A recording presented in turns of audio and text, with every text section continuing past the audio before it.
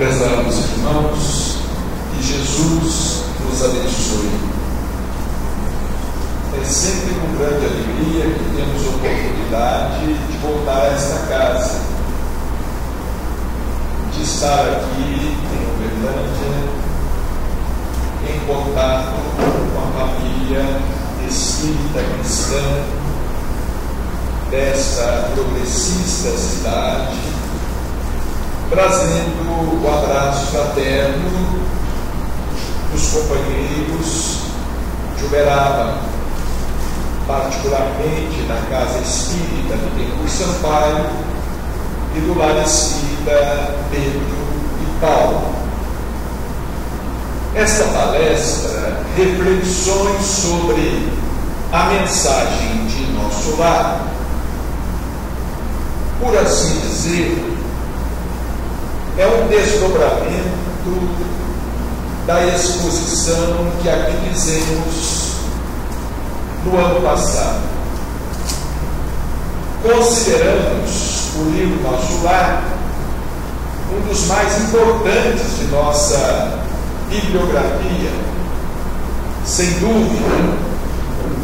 Nosso Lar, de André Luiz, foi um divisor de águas, principalmente nos trazendo revelações sobre o mundo espiritual, sobre a vida nas diversas dimensões existenciais. André Luiz, por assim dizer, mexeu com o nosso pensamento, deslocou a nossa mente para que nós pudéssemos pensar de uma maneira diferente, de uma maneira mais abrangente a respeito da vida além da morte. A doutrina espírita não é uma religião comum. O espiritismo é o cristianismo redivivo, sem dúvida. Para nós, a figura central é Jesus Cristo, o caminho, a verdade e a vida. Mas o Espiritismo, em seu tríplice aspecto, representa para nós um novo paradigma. É a religião do pensamento, é a doutrina da evolução.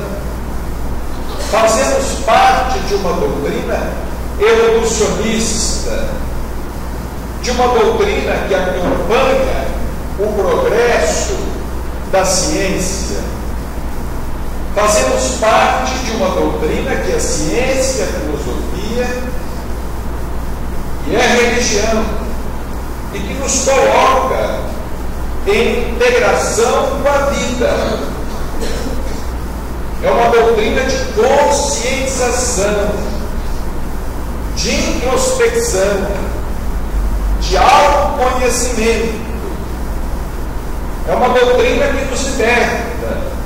Não é uma doutrina sectária, uma doutrina preconceituosa, ortodoxa, fundamentalista. Absolutamente. É uma doutrina aberta ao progresso, ao pensamento.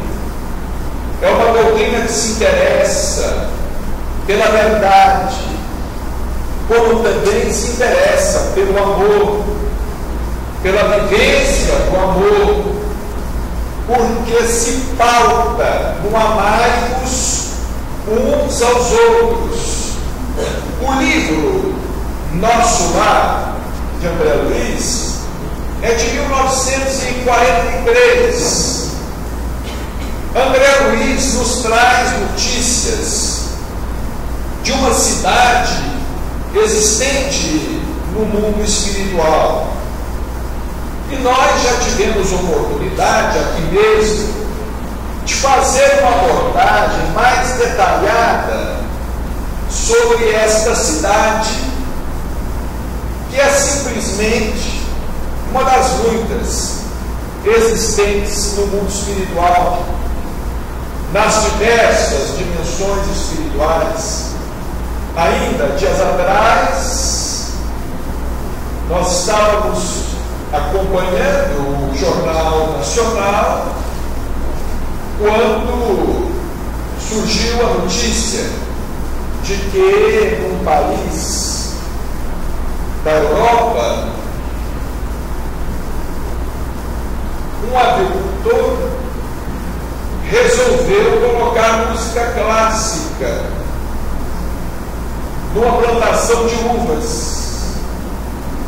Instalou diversos alto-falantes pelo campo, principalmente Piton, Bar, e ele se surpreendeu porque a produção de uvas aumentou, e não apenas a quantidade, a qualidade das uvas. Não apenas a quantidade. E eu me lembrei outra vez de André Luiz, com este livro extraordinário, dizendo que lá no nosso lar, o governador havia mandado instalar alto-falantes na cidade. Alto-falantes na cidade. Para que as pessoas, enquanto trabalhassem, ouvissem música. Porque ele havia percebido que a música piora o rendimento. Vejamos bem isso em 1943. Há quantos anos? Né? Há mais de 70 anos, quase 80 anos. E agora a ciência comprovando isso, que a música clássica ela atua positivamente. Aí nós teríamos que estudar o assunto, porque não se trata de um assunto místico, mas científico. As vibrações dos instrumentos, etc, etc. Imaginemos o que a música se faz pela natureza, o que ela não pode fazer por nós, no sentido de nos acalmar, no sentido de nos facilitar a reflexão, nos induzir à meditação. Mas nesta noite, nós queremos falar sobre a mensagem do livro Nosso Lar. Acreditamos que aqui quase todos já tenham lido esta obra, que é um verdadeiro best-seller. Porque o livro Nosso Lar, ele tem uma mensagem explícita e ele tem uma mensagem implícita. A mensagem explícita está contida nos 50 capítulos da obra. Nos 50 capítulos da obra, e evidentemente no prefácio de Emmanuel, e no prefácio que o próprio André Luiz escreveu para a obra. Mas a obra também contém uma mensagem implícita. E para que nós possamos nos deparar com esta mensagem implícita, nós temos que ler o livro e pensar sobre o que nós estamos lendo. Nós temos que refletir sobre o que nós estamos lendo, para que nós possamos ter uma compreensão maior da vida como um todo, porque a vida é indivisível. Dizia o professor Pastorino que nós não devemos nos referir a outra vida como sendo outra vida, porque é a mesma vida. A vida é uma só. A vida é inteira. Não existe solução de continuidade. A vida não termina aqui para começar ou recomeçar ali. A vida continua. Como o filme que está aí, né? O título do livro que está aí, um filme. A vida continua, ela não se interrompe absolutamente absolutamente, ela não se interrompe. Vejamos bem, o coração para de bater, mas o espírito não para de pensar. O espírito não para de pensar. Ele não deixa de existir hora alguma. Ele não se anula. O que deixa o corpo é a personalidade, mas a individualidade sobrevive. A individualidade, a essência. Quantos nomes nós já tivemos? Em quantos países já vivemos? A que raças nós já pertencemos? Não é? São reflexões que nós podemos fazer. Agora, nós somos adeptos dessa doutrina espírita, que é uma doutrina completamente diferente. Eu não vou dizer, nós não podemos dizer isso, que o espiritismo seja uma doutrina filosófica ou religiosa superior aos demais. Absolutamente. Não se trata disto. Não é? Nós não estamos dizendo aqui que nós sejamos melhores, que nós sejamos os tais. Não se trata absolutamente disso. Mas nós precisamos de compreender melhor qual é a mensagem que os Espíritos nos trouxeram e continuam nos trazer. Porque esta mensagem que começou lá com Allan Kardec, ela não terminou lá na França. Ela não terminou lá na França. Essa mensagem continua. E ela há de continuar sempre. Porque o homem está constante em evolução. O Espiritismo nos ensina que ninguém deixa o corpo para descansar. Ele deixa o corpo para trabalhar mais, crescer mais, aprender mais. É para isso que nós deixamos o corpo. Nós estamos a caminho da plenitude. E nós estamos longe desta plenitude. André Luiz, por exemplo, no livro No Mundo Maior, ele fala que nós moramos num castelo ou num palácio de 3 andares. Não é? 3 andares. É o consciente, o consciente e o superconsciente. Representando o passado, o presente e o futuro. Nós estamos a caminho desse futuro, ou desse super futuro, onde Jesus nos espera. Por isso que Jesus nos diz assim: sede perfeitos, como perfeito é o vosso Pai Celestial. Então, nesta noite, nós vamos aqui acompanhar alguma coisa para nós entendermos melhor o que é a vida, o que é a vida espiritual. Que interessante, gente. A vida na Terra também é espiritual. Ela é espiritual. Nós vamos ver que essa questão de vida física, vida material e vida espiritual é apenas uma questão de consistência da matéria. É como diz o doutor Inácio Ferreira: dentro de pouco tempo nós iremos entender que estar encarnado ou estar desencarnado é apenas uma questão de um pouco mais ou um pouco menos de matéria. Um pouco mais de matéria se está encarnado. Um pouco menos de matéria se está desencarnado. Um pouco menos de matéria ainda, você está super desencarnado. Porque a gente acha, vejamos bem como é interessante, a gente acha que desencarna só na Terra. André Luiz vem e fala: não, a gente desencarna também no mundo espiritual. Porque André Luiz fala a respeito da segunda morte. Porque no plano espiritual, o perispírito é o corpo, como o nosso. É o corpo que também morre no plano espiritual. Ele envelhece e também morre no plano espiritual.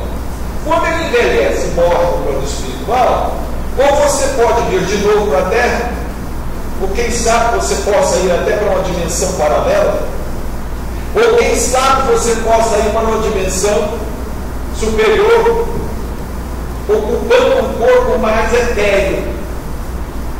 ocupando um corpo menos denso, digamos assim, menos humano, ou se preferirem, menos animal, menos humano, menos animal. Então o doutor Inácio fala assim: olha, meu filho, o homem na terra tem muito medo da morte, mas vocês podem ir perdendo o medo da morte, porque vai ter que morrer muito. Vai ter que cansar de morrer para alcançar a verdadeira imortalidade. Alcançar a verdadeira imortalidade. Então vamos acompanhar aqui qual é a mensagem do livro. O que o livro trouxe para nós em 1943? O que ele trouxe para a humanidade? E o que ele trouxe para a comunidade espírita? Emmanuel, no prefácio da obra, curiosamente datado no dia 3 de outubro, dia do nascimento de Allan Kardec. Aliás, não sei se vocês sabem, foi no dia de Allan Kardec, 3 de outubro agora, que Chico Xavier foi eleito o maior brasileiro de todos os tempos. Parece até que fomos nós que preparamos isso, mas não fomos nós, não. A turma do SCT. Para que Chico ganhasse, vamos dizer, entre aspas, esse concurso justamente no dia de Allan Kardec. Por que não foi no dia 2, não foi no dia 4? Tinha que ser no dia 3. Vejamos o que Emmanuel escreveu no prefácio da obra. Eu acho isso aqui fantástico. Em nosso campo doutrinário, qual que é o nosso campo doutrinário? O nosso campo doutrinário é o Espiritismo, é a doutrina espírita. Nós estamos aqui no campo doutrinário, na casa espírita, consagrada à memória deste apóstolo, que foi Eurípides Barçanufo. Em nosso campo doutrinário, precisamos, em verdade, do Espiritismo e do espiritualismo, mas muito mais de espiritualidade. Então isso aqui dá um golpe no nosso próprio sectarismo, na nossa própria ortodoxia. Quer dizer, em nosso campo doutrinário, nós precisamos mais de espiritualidade do que propriamente de espiritismo. E às vezes nós temos muito espiritismo e pouca espiritualidade. Isso é verdade. Às vezes nós temos, não sei se posso falar assim que eu vou falar, às vezes nós temos muito livro dos espíritos e muito livro dos médios, mas pouco evangelho.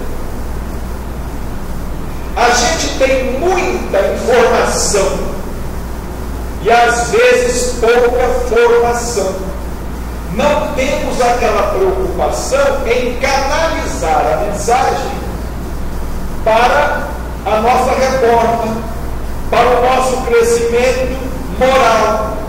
Ficamos preocupados com o crescimento intelectual e não nos preocupamos com o crescimento moral. Então isso é Emmanuel dizendo em nosso campo doutrinário, no prefácio do livro Nosso Lar.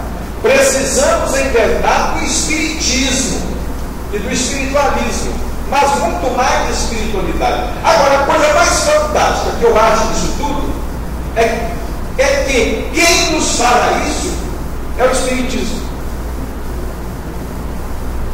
É o espiritismo que fala assim: olha, você não precisa de mim, não.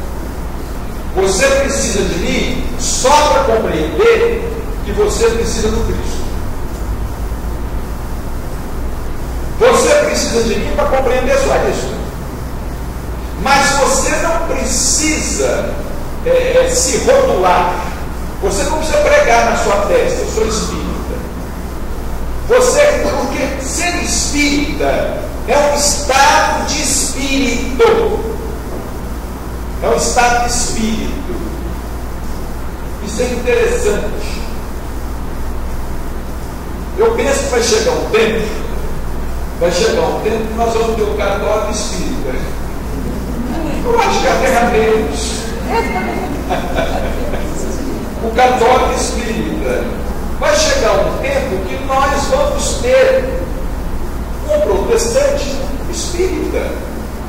Alguns, já tivemos alguns. Existia um grande pastor da Igreja Batista do Rio de Janeiro que fazia conferências nos centros espíritas pelo Brasil todo e falava que o espiritismo era o maior caudal do cristianismo. E ele era pastor Neemias, desencarnou alguns anos atrás. Então, essa questão da gente ser espírita, vamos dizer, é nós sermos genuinamente cristãos. Ser espíritas, genuinamente cristãos. É um estado de espírito. Nós, por exemplo, não estamos no espiritismo para fazer guerra santa. Nós não estamos no espiritismo para competir com as outras religiões. Competir numericamente. Não é? Não. Nós somos em maior número. Não é essa a questão. Ser em maior número. Não é isso. A gente não está atrás disto. Nós não estamos atrás disto. Nós estamos atrás de um instrumento, procurando um instrumento para a nossa espiritualidade, para o nosso crescimento. Porque nos planos superiores não existe religião. Ou melhor, não existem religiões. Nos planos superiores não existem rótulos religiosos. Isso é coisa de mundo atrasado, como o nosso. Isso é coisa de mundo onde ainda tem cruzada, tinha Inquisição, onde ainda tem briga de judeu contra muçulmano, de hindu contra o budista. É um mundo assim, católico brigando com o protestante, não é? Nós não brigamos com ninguém, mas tem muita gente que fica com a gente. Nós não brigamos com ninguém, mas tem muita gente que fica com a gente, já brigaram mais, não é? Mas continuam brigando ainda. Então não é essa a questão. Olha o que Emmanuel falou. Nós precisamos muito mais de espiritualidade em nosso campo doutrinário. É disso que nós precisamos. Por isso, certa vez, o Chico Xavier, porque de vez em quando o Chico ficava, digamos assim, indignado com certas coisas, e ele se via possuído pelo mesmo espírito que possuiu Jesus no templo, quando ele pegou um chicote. O Chico uma vez falou assim: olha, o espiritismo é uma doutrina livre, nasceu livre, precisa continuar livre. O dia em que eu tiver que prestar obediência a alguém dentro do espiritismo, eu largo de ser espírita e vou tentar ser cristão. Isso é o Chico falando. O que quer dizer com isso? Não tem hierarquia. Não é para ter hierarquia.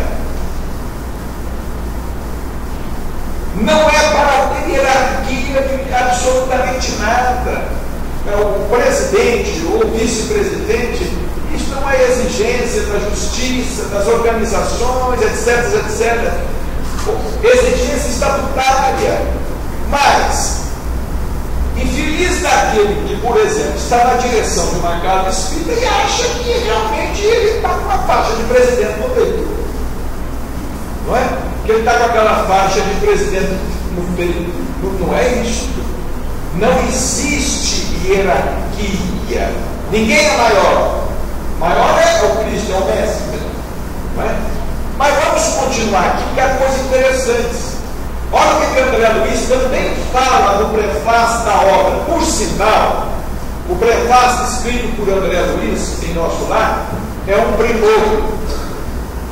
É um primor. E tem gente que fala assim: nossa, mas André Luiz ficou quase 9 anos lá no umbral e depois vem escrever um livro como este. Qual é o crédito que nós vamos dar a um livro assim, escrito por um espírito umbralino? Nós todos somos umbralinos.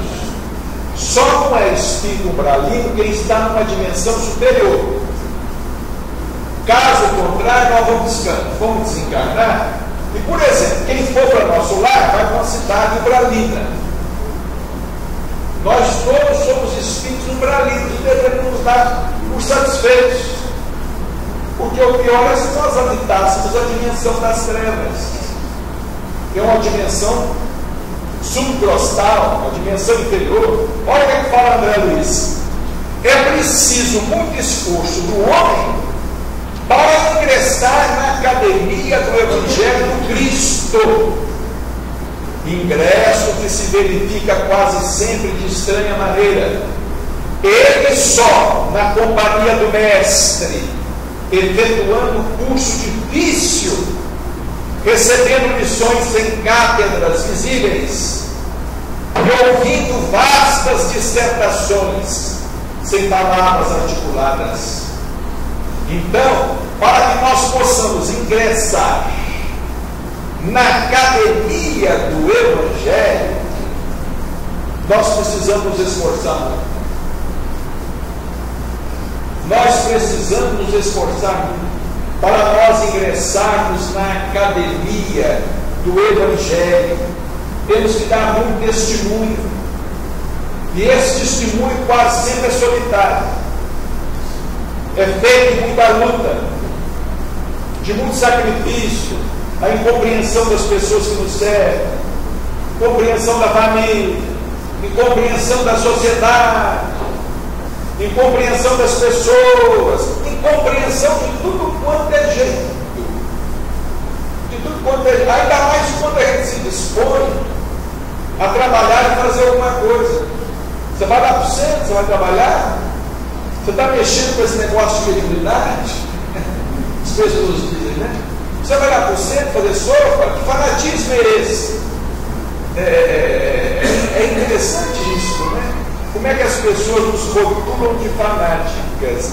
Parece que as pessoas gostam de nos ver naquela situação inferior. Quando a gente começa a caminhar e subir o morro, as pessoas não gostam, não. Quer derrubar a gente na caverna. Desce daí, vem cá, fica comigo aqui.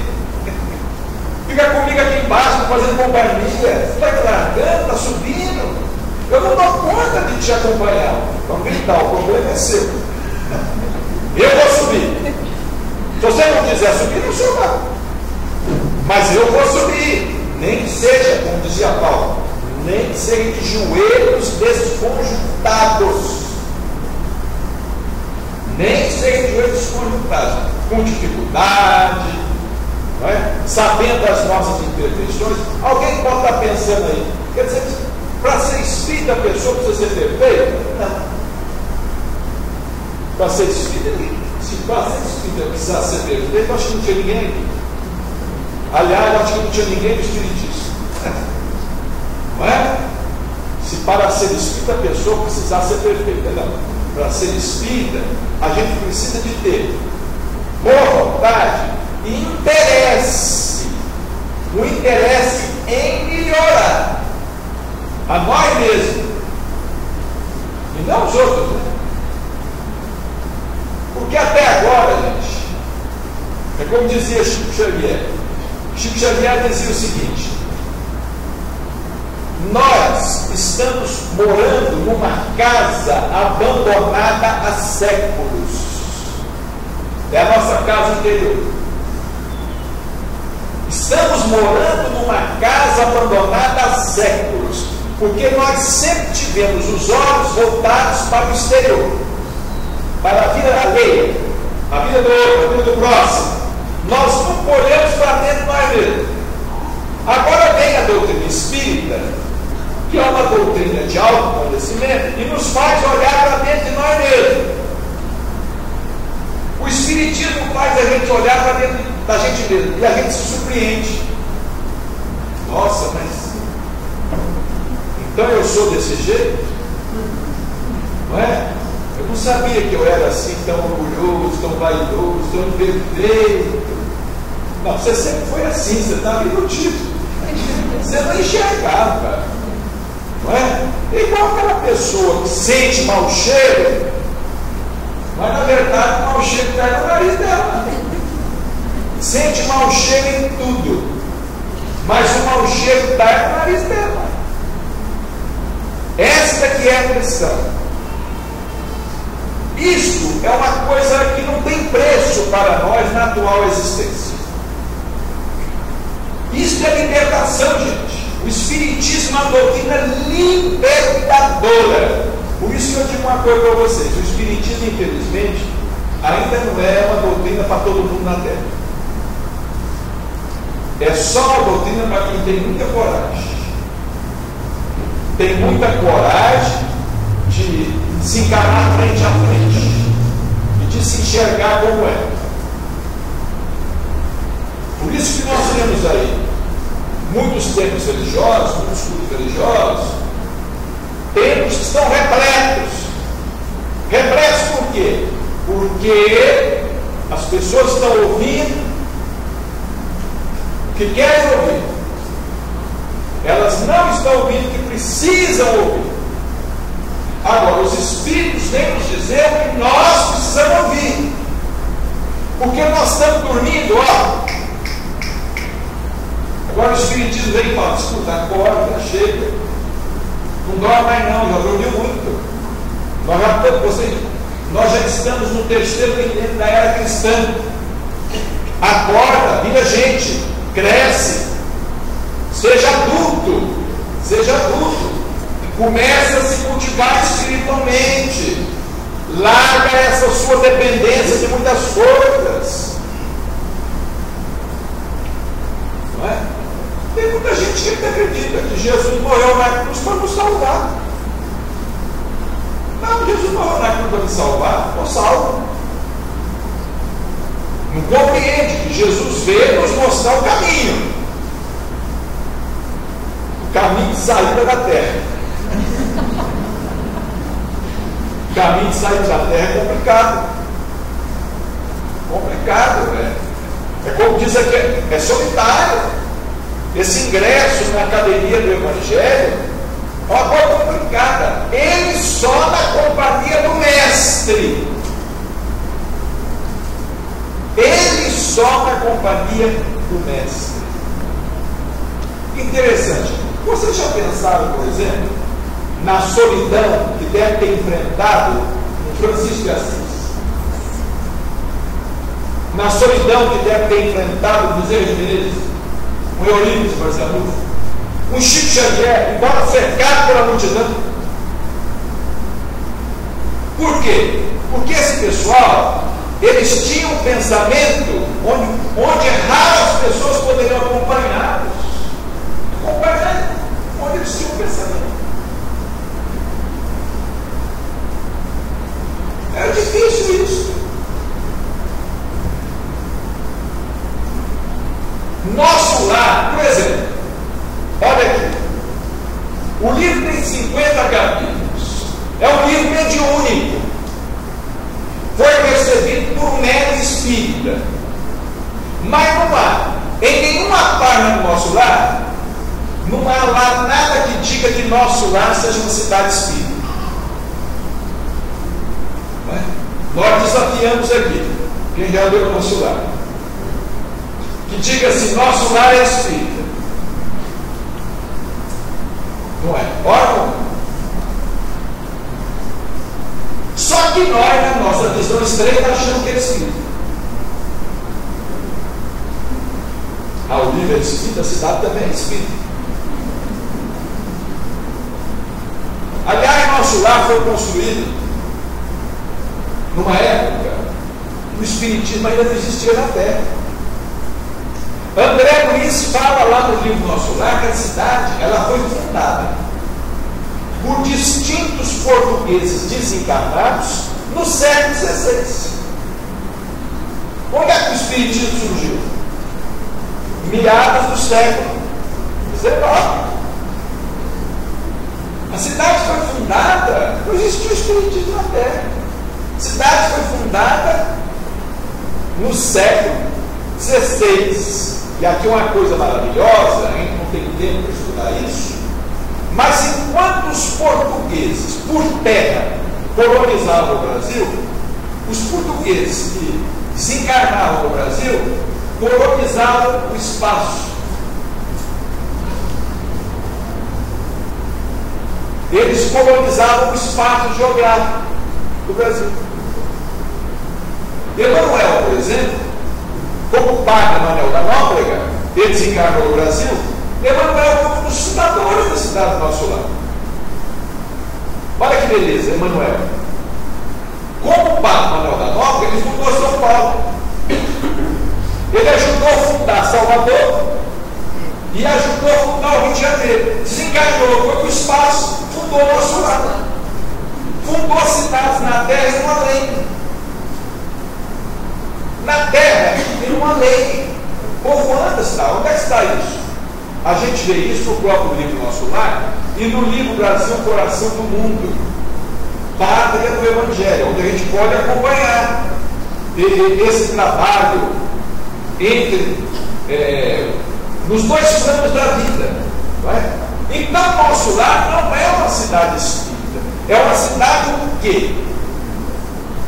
É uma cidade interessada na espiritualidade. Nós podemos dizer que seja uma cidade ecumênica.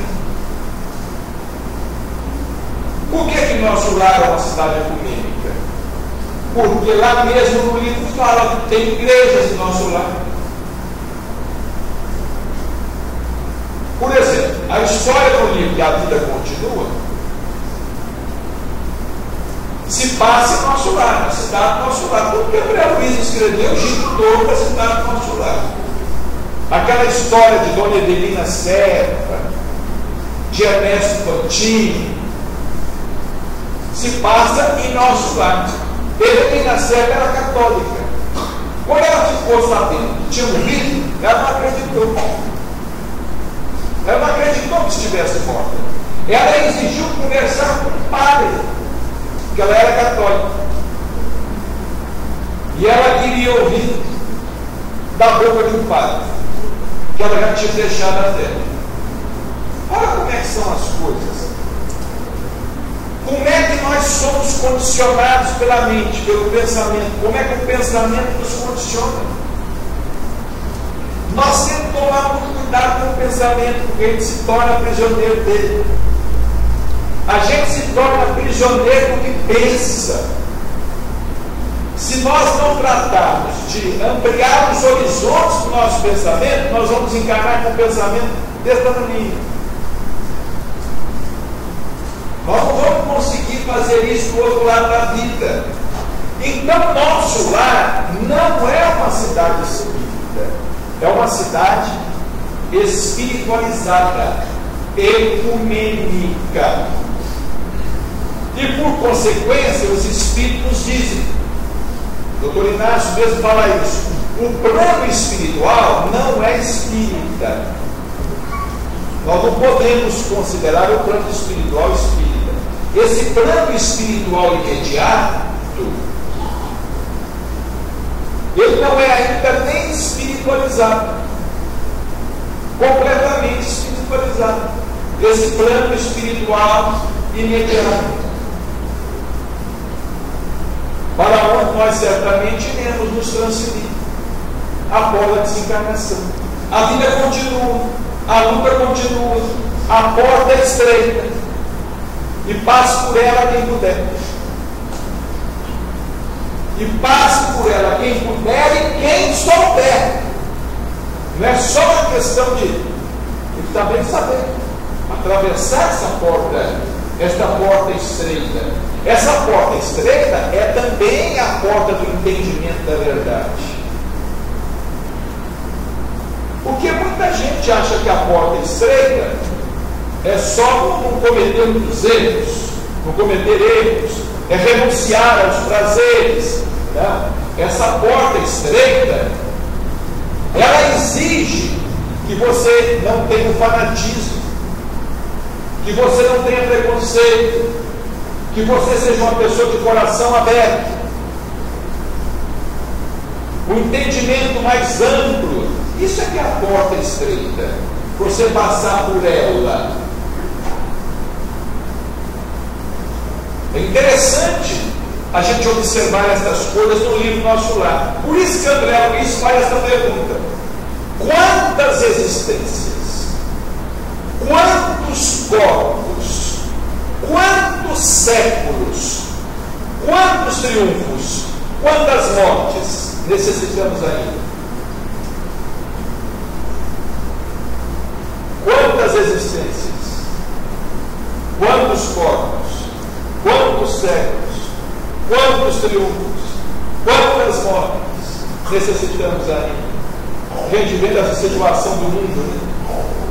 Essa situação do mundo, e ameaça de guerra, e ditadura, tirania, e as pessoas que não querem deixar o poder, e matando todo mundo, escravizando as pessoas, a corrupção, essa crise econômica existente, o descaso com a comunidade, com a comunidade carente, desvio de verbas da saúde, da educação, e vai por aí. Esse mundo está aí em confusão, mas que é tão belo, né? Um mundo tão belo, uma casa tão bela. Agora, quanto tempo a humanidade vai precisar ainda para entender o que nós já entendemos, graças a Deus, e nós já conseguimos entender? Nós somos considerados de um país de terceiro mundo. Mas eu vou dizer uma coisa a vocês: do ponto de vista espiritual, nós que conhecemos o Espiritismo, ou estamos procurando conhecer o Espiritismo, nós pertencemos ao primeiro mundo, em termos de pensamento avançado. Há pouco tempo, eu fui fazer uma palestra em Campo Grande, e fiz uma palestra sobre as obras de André Luiz em geral. Tinha um físico católico na plateia. Quando nós terminamos a exposição, ele veio falar: olha, você não falou sobre espiritismo, você falou sobre física quântica. Eu sei disso porque eu sou professor de física e sou católico.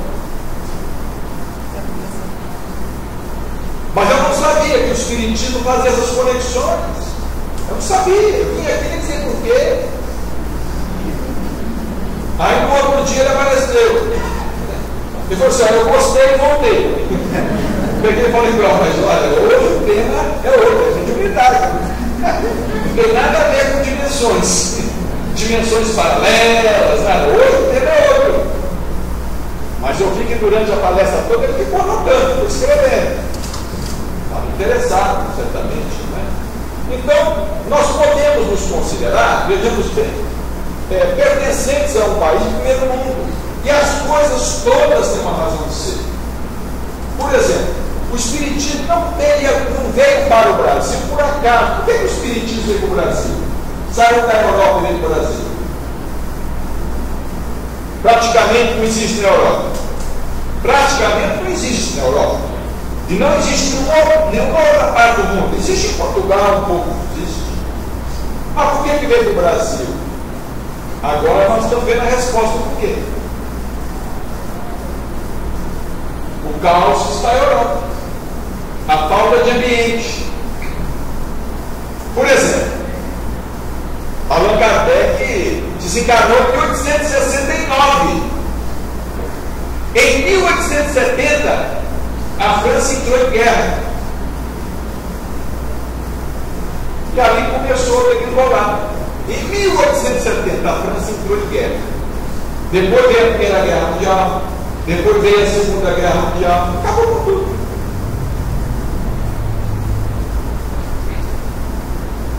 Vejam bem esse slide. Chico Xavier dizia que Deus é um plantador de cebolas. Vocês estão vendo aí o sistema solar? Em forma de cebola, gente. Em forma de cebola. Eu vou contar a história para vocês muito interessante. Certa vez, um repórter foi entrevistar o Chico Xavier, falar sobre mediunidade, sobre reencarnação, sobre espiritismo, sobre vida nos outros mundos.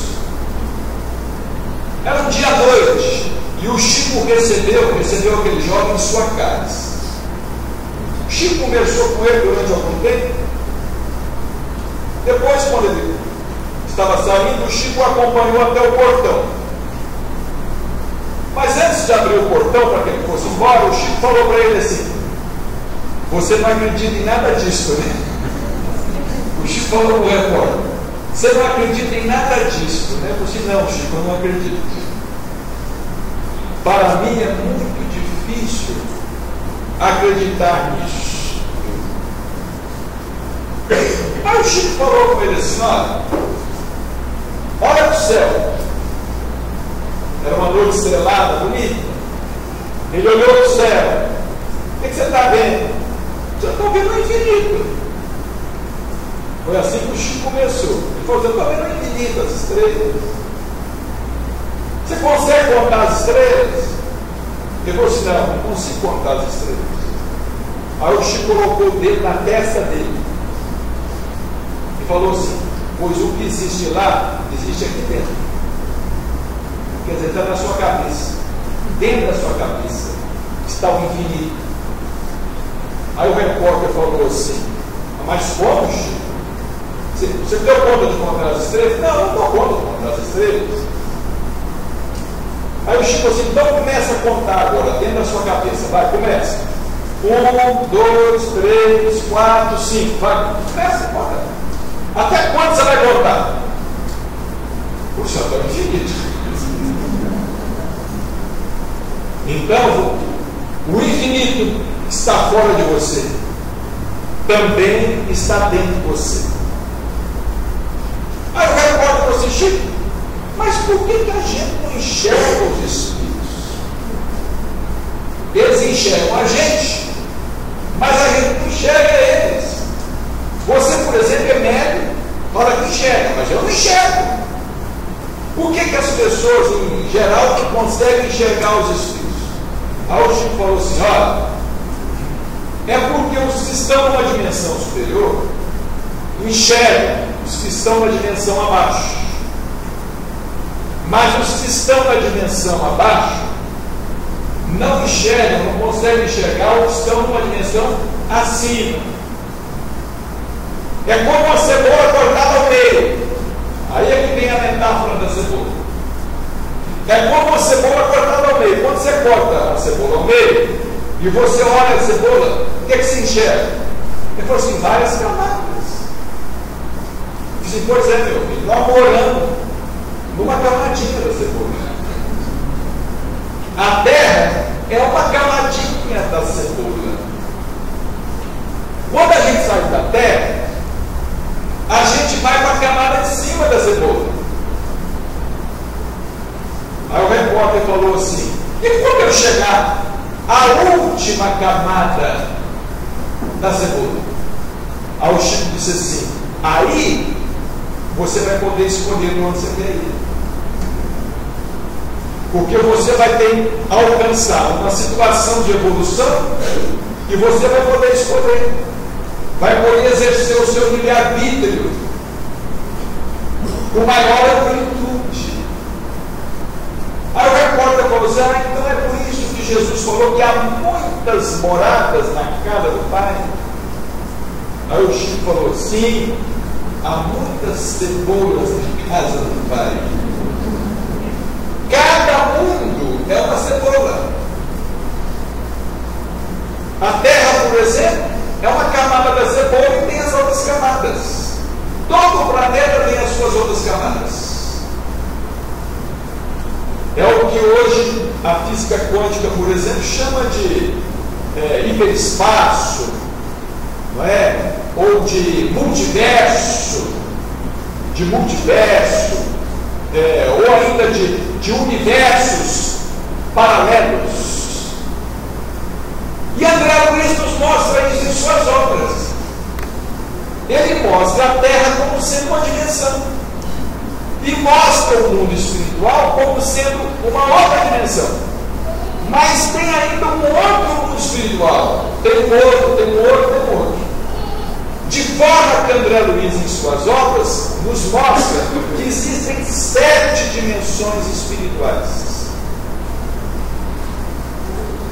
Como os Espíritos nos dizem que nós também temos 7 corpos. Nós também somos uma camada, nós também somos uma cebola. Nós estamos numa camada da cebola que se identifica com essa camada da cebola. Quando a gente perder essa camada da cebola, nós vamos ter uma outra camada da cebola, é o perispírito.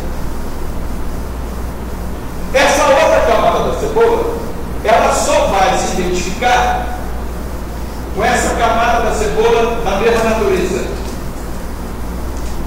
Depois a gente perde aquela camada da cebola e adquire uma camada da cebola mais refinada, vamos dizer, menos ácida. Uma camada menos ácida é o chamado corpo mental. Isso tudo é uma coisa muito curiosa, porque eu não sei se vocês sabem, mas aqui no Brasil existem pesquisas científicas avançadas a respeito da glândula pineal, da epífise ou glândula pineal, que é considerada a glândula do mundo mental. E alguns cientistas, principalmente espíritas, estudiosos, eles dissecaram a glândula pineal. Resultado, a glândula pineal é uma cebola. Tem 7 camadas. Interessante isso. 7 notas musicais, as 7 cores do arco-íris, e mais por aí afora, né? Os 7 palmos de terra.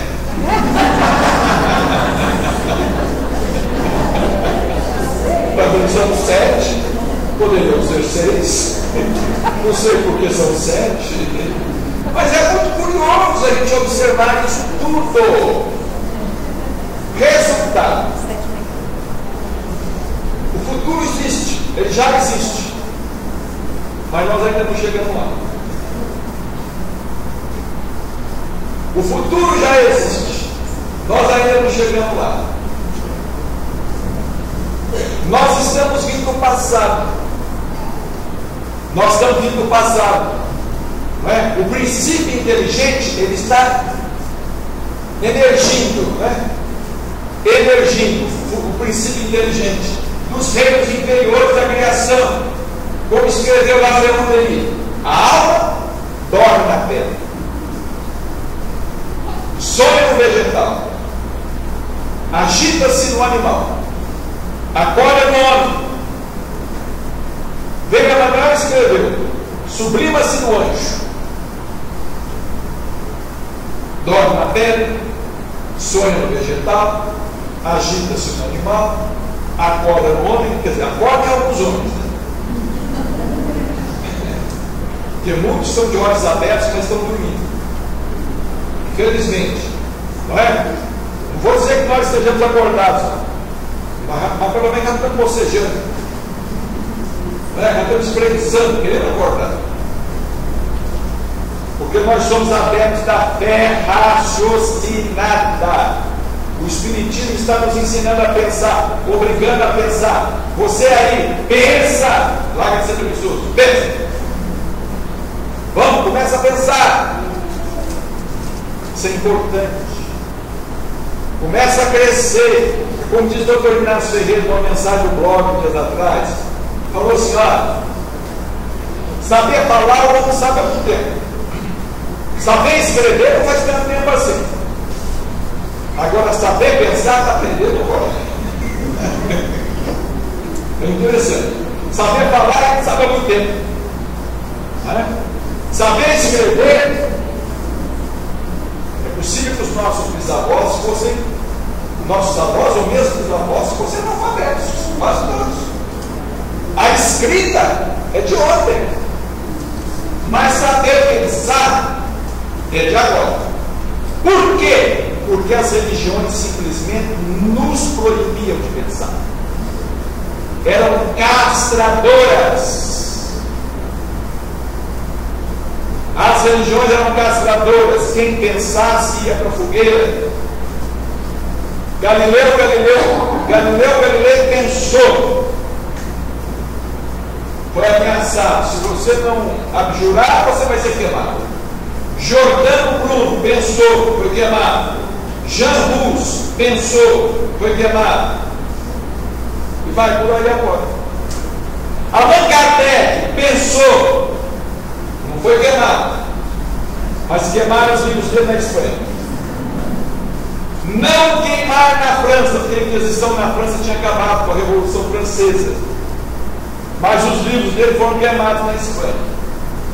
Hoje, por incrível que pareça, o espírita que pensa tem espírita contra ele, porque ele pensa. Ou pode pensar. Isso é uma coisa curiosa. Então Chico Xavier falou para o repórter: olha, Deus é um plantador de cebolas. Há muitas cebolas na casa do Pai. E o nosso objetivo é a evolução. Por isso que nós dissemos que o Espiritismo não é uma doutrina, ainda não é para todo mundo. Porque a gente quer a lei do mais fácil, né? Não tem um jeitinho mais fácil para mim, não. Está boa essa ideia de desencarnar e ir para o céu, paraíso. Não tem uma coisinha mais fácil para mim, não. Olha, infelizmente não tem. Eu também gostaria que tivesse. Eu gostaria que fosse bem mais fácil, mas a coisa não é tão fácil assim. A gente tem que se construir. A gente é que tem que se construir. E outra coisa, você está no ponto evolutivo a que você conseguiu chegar pelo seu esforço. Portanto, não vai culpar Deus e nem a sua família, nem ninguém. Você não está no ponto evolutivo a que você chegou. Né? Esses dias uma menininha dessa olhou para o senhor velho, estava sentado no sofá, e falou para ele assim: quando eu tinha sua idade, eu não acreditava na reencarnação.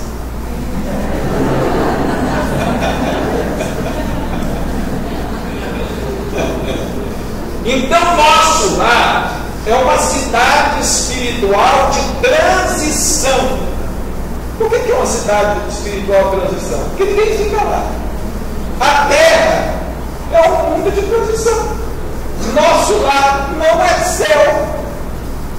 Não é uma situação definitiva dos espíritos. Os espíritos estão lá. Olha aqui que fala André Luiz. Aliás, quem falou foi a veneranda, no capítulo 37, a preleção da ministra. Foi lá neste capítulo 37, a preleção da ministra. Nosso lar é uma cidade de transição, para que alguns poucos se preparem à ascensão. Quer dizer, alguns poucos se preparem para a subida. Vão desencarnar lá, só como a mãe de André Luiz subiu. E para que a maioria volte à Terra em serviços redentores. Então a maioria vai reencarnar na Terra. Alguns poucos, como diz o doutor Inácio, ele fala assim: meu filho, a gente morre para baixo, é assim. A pessoa morre para baixo, você desencarna para baixo, desencarna assim. Desencarnar para baixo é reencarnar. Desencarnar para cima é reencarnar no plano espiritual, mas no plano superior. Todavia, no plano superior. E isso também está lá no livro, para concluir aqui as nossas reflexões da noite. No livro Evolução de Dois Mundos de André Luiz, que eu considero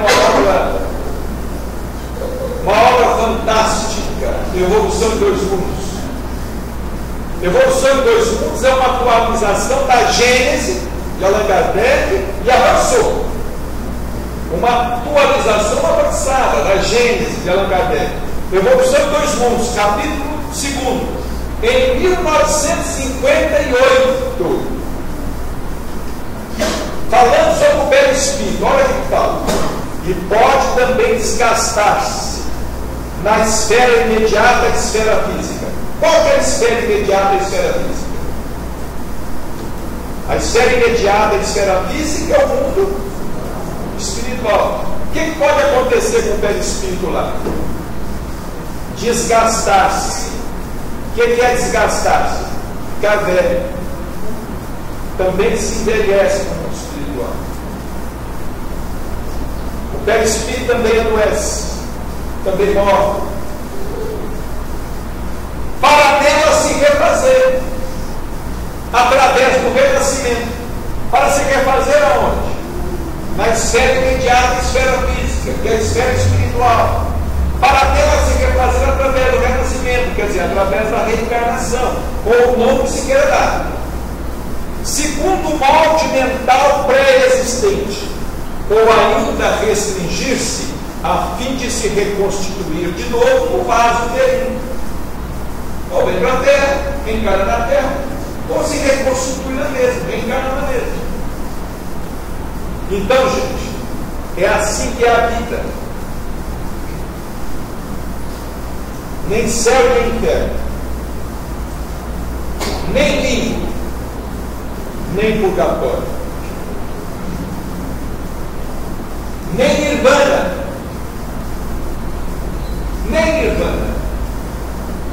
nem absorção no todo absoluto. O que existe são as diferentes dimensões espirituais, a pluralidade dos mundos habitados no nosso sistema solar e em outros sistemas solares. Na nossa galáxia, tem outras galáxias. Neste universo físico, porque esse universo que nós estamos vendo é o universo físico.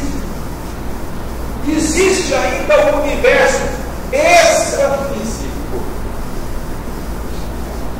E agora, com essa dissociação da matéria cada vez mais, por exemplo, com essa confirmação da existência do chamado bóson de Higgs, que foi